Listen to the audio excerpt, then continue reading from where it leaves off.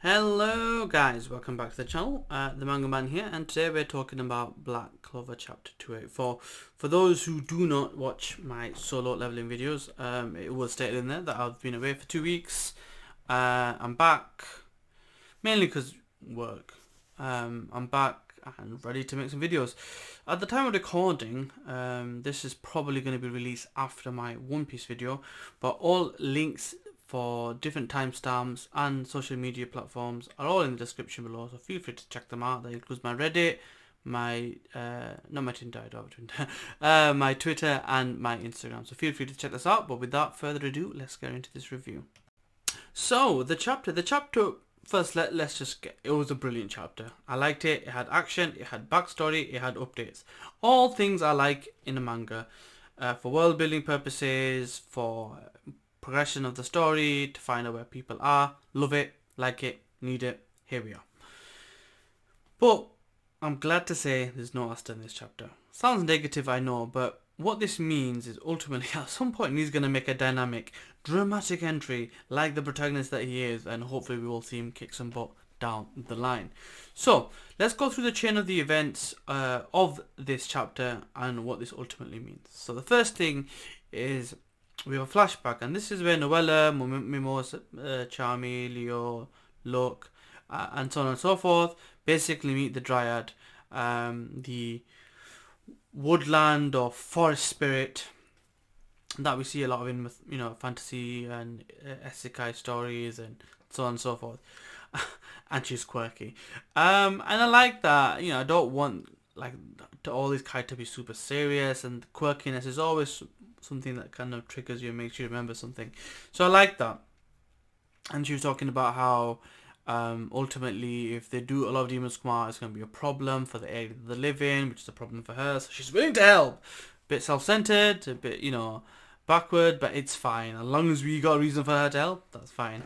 And then we get some nuances about the ultimate magic. So ultimate magic is ultimately unique to each individual, so it'll vary from person to person, even more than likely people with the same element. So I like that. So because if it's your ultimate magic, it's like your core magic attribute, your ultimate skill deep down that's inside, kind of like your final weapon that you can use. And I guess the stronger you get, the stronger it will get. The nuances is what where I like, and the clarity that we're given on this one as well is interesting, because we're told that it's normally something elves can do because of them being loved by mana, and it puts a strain on the body for humans. But the fact that they've trained in Heart Kingdom's method of training and mana circles means that in a way they will be able to use it. So the stronger that they get in those areas and the capacities that they can maintain means ultimate magic will develop later on down the line even further. So I like that, because that, although it's an ultimate magic, there's kind of layers and levels to it now, which means they haven't reached the pinnacle of their magic, which means the story or their individual stories and journeys will continue as mages, wizards and magicians. So I like that. That was really important. Then we see this brilliant panel of everyone casting their ultimate magic. Fire, lightning, wind, earth, cotton, the works. Everything's out there.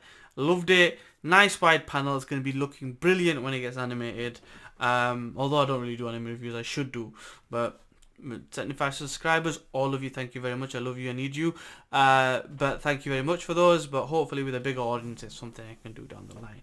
That being said, what we also get clarity of is the whole situation with demons. So we're introduced to middle class demons, and what we're effectively told is these type of magics, this type of technique or power is enough to deal with a lower class demon, because we see them wiped out, and then we see the middle class demons behind them.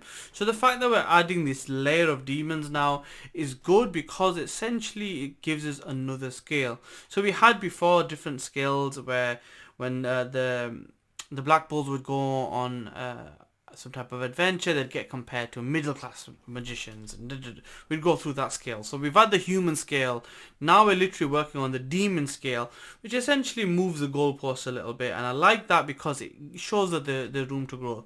What it does show us is that this magic wipes out low level demons. Middle class demons are fine, but We see Luke's new technique, Thunder War Demon Second Flash, I think it's called, or something like that, or Split Second Flash, and we see him do a pinwheel kick, and it basically knocks off the arm of one of the demons who can't even see it, and even Luke says, if you can't see me, it's not going to be much fun. I like that, because ultimately I've always liked Luke. He's been a quirky individual, battle thirsty, but we always knew he had talent. Now we're beginning to see that, and the fact that he's going for these middle class demons means that there's hope that these people that are with him can also do the same, because we're told middle class and above you need Arcane Stage. Does that mean Luke is at Arcane Stage now? We don't know, but it's exciting, which is the main thing. The thing I'm trying to get at is it is exciting, and I'm looking forward to next week's chapter.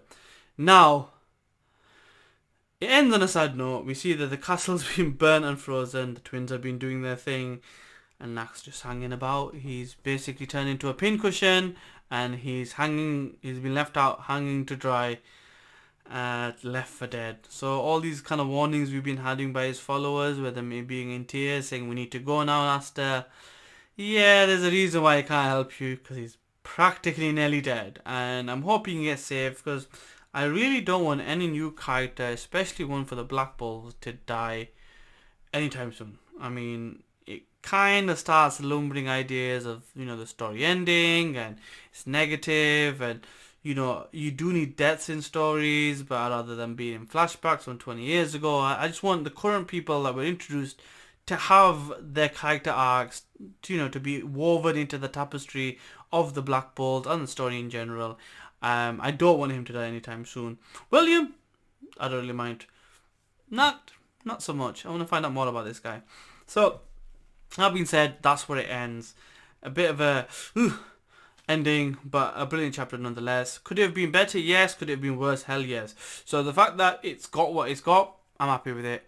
But as always, thank you for getting this far. Like, comment, share and subscribe. All the particulars are below, including my Reddit, my Twitter and my Instagram. So do check out the Reddit, because I do post my videos there, as well as posting links to the chapters I find as well. So if you watch the video and you're like, well, where's this chapter? Where's he read this from? The links can also be there as well. So feel free to check that out, and I'll see you next time. Peace.